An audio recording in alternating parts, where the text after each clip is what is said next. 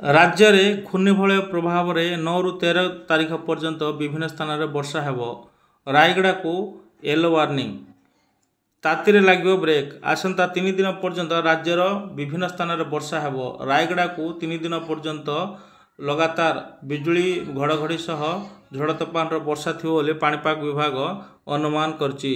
रविवार पाणीपाग विभाग अनुमान करछि गत 4 दिन पर्यंत रायगड़ा को बिजुली घड़घड़ी सह वर्षा हेब बोली पाणीपाग विभाग कहिछि। एने सतर्क वार्निंग मध्य जारी रही।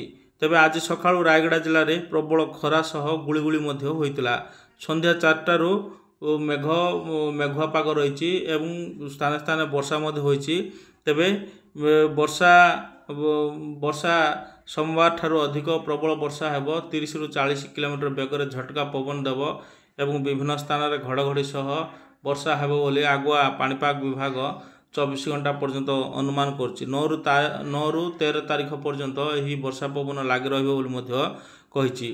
तेबे पाणीपाग विभाग अनुमान करिया परे वर्तमान पाग मेघुआ रही। विभिन्न स्थान में मेघुआ रही एवं वर्षा हेब बोली पाणीपाग विभाग अनुमान करछि। वर्षा हेले वर्तमान तातीरो ब्रेक लागिवो एवं गुड़ीगुड़ी लोके साधारण लोक मुक्ति पाइबे बोली अनुमान करा जायछि।